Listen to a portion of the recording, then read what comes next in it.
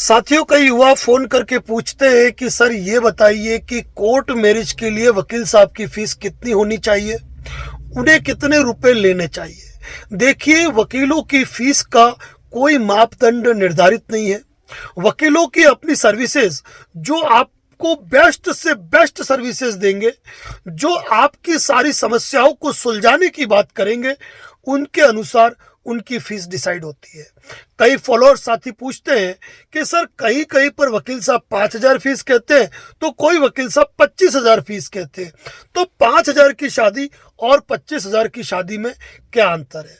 तो साथियों, जाहिर सी बात है कि यदि 5,000 के अंदर यदि कोई वकील साहब आपको शादी कराने की बात करते हैं, तो यकीनन मानिए साथियों कि वह शादी नहीं होगी, वह पेशबंदी होगी, वह स्टाम्प एग्रीमेंट होगा, और वह स्टाम्प एग्रीमेंट आपको सलाखों के पीछे पहुंचा सकता है।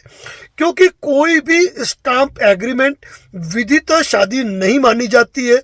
क्योंकि स्टाम्प एग्रीमेंट करने के बाद यदि लड़की के माता पिता द्वारा कोई एफआईआर दर्ज करवाई जाती है और यहाँ पर लड़की अगर पलट जाती है या फिर लड़की कल आपके सपोर्टिंग में नहीं रहती है, ऐसी स्थिति में आपके खिलाफ कानूनी कार्रवाई हो सकती है और आपको जेल की सलाखों के पीछे जाना पड़ सकता है।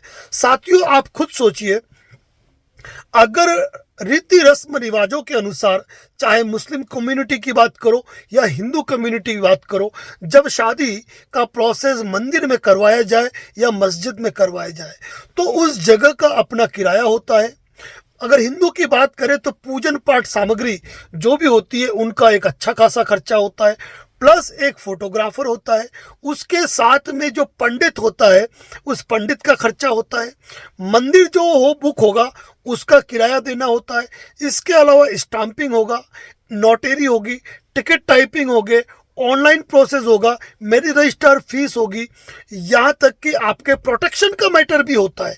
ऐसी स्थिति में वो वकील साहब जो आपसे डॉक्यूमेंट लेते हैं, यानी कि आपके आधार कार्ड, 10th की मार्कशीट और गवाहों के डॉक्यूमेंट, वह यदि ये सारी प्रक्रिया कराते हैं, जिसमें वो मंदिर का किराया भी दे रहे हैं, पंडित जी को उनका खर्चा भी दे रहे हैं, इसके अलावा पूजन पाठ सामग्री का भी दे रहे हैं, काजी से मिल रहे तो काजी को उनका खर्चा दे रहे हैं, इसके साथ में सभी गवाहों के, पंडित के, आपके एफिडेविट स्टाम्पिंग करा रहे हैं, नोटरी टाइप टिकटिंग करा रहे हैं, ऑनलाइन अप्लाई कर रहे हैं, मैरिज रजिस्टर के सामने प्रेजेंट कर रहे हैं, मैरिज रजिस्टर की फीस पे कर रहे हैं, रजिस्ट्रेशन की फीस पे कर रहे हैं। तो ऐसी स्थिति में इतना सारा काम क्या आप सोच सकते हैं कि 5,000 या 10,000 रुपए के अंदर हो जाएगा? और इसके अलावा यदि लड़की के खिलाफ एमपीआर दर्ज होती है, मिसिंग पर्सन रिपोर्ट यानी गुमशुदगी की रिपोर्ट दर्ज होती है, आपके खिलाफ कोई एफआईआर दर्ज हो गई और उस एफआईआर के निस्तारण के लिए उनको उसका अलग ड्राफ्ट बनाना है, पुलिस से उनको बात करनी है, आपकी सुरक्षा की व्यवस्था करनी है, इतनी सारी चीज़ों के लिए अगर वकील साहब अगर आपको एक उचित फीस नहीं कहेंगे और मात्र 5-10 हज़ार रुपये फीस कहेंगे, तो साथियों मान के चलना कि वह पूरी व्यवस्था कर ही नहीं पाएंगे।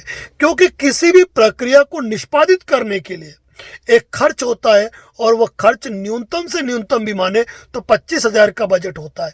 यानी 25,000 रुपये के अंदर कोई भी वकील साहब आपकी जेन्युइनली शादी करा सकते हैं, जिसमें वो सारी प्रक्रिया को फॉलो कर सकते हैं, आपके प्रोटेक्शन की व्यवस्था कर सकते हैं, आपकी सारी प्रक्रिया का खर्चा कर सकते हैं। लेकिन वही अगर आप ये सोच रहे हैं कि 5 या 10 हज़ार के अंदर शादी होगी, तो वह शादी नहीं होगी, वह पेशबंदी होगी। क्योंकि मैरिज सर्टिफिकेट का मतलब क्या है? मैरिज सर्टिफिकेट का मतलब है आपको एक ऐसा सर्टिफिकेट दिलाना जो न केवल गृह मंत्रालय में, अपितु डिफेंस में, अपितु वीजा में, इमिग्रेशन के अंदर यानी कि देश विदेश के अंदर काम आए, आपकी सरकारी नौकरी के अंदर काम आए, वही ओरिजिनल असली सर्टिफिकेट होता है। तो साथियों, मैं एक ही बात कहूँगा कि यदि कोर्ट मैरिज का फैसला कर रहे हो तो ऐसी स्थिति में जो राशि होती है उस राशि के चक्कर में यदि आप सस्ते के चक्कर में पड़े तो अपने पैरों पे सिर्फ और सिर्फ कुल्हाड़ी मारेंगे और कुछ भी नहीं। तो सजेशन देना हमारा काम है, फॉलो करना न करना आपका। तो कभी भी ध्यान रखिए, एक उचित फीस जहाँ कही जाती है वहाँ सारे मन की शंकाओं को रखो। यदि कल आपके साथ कोई बुरी वारदात होती है, कोई घटना होती है, तो आपके वकील साहब आपको किस तरीके से डिफेंस करेंगे और उसी फीस के अंदर करेंगे क्या, ये बात भी आप पूछ लीजिए। आपकी समस्त शंकाओं का समाधान हो जाएगा।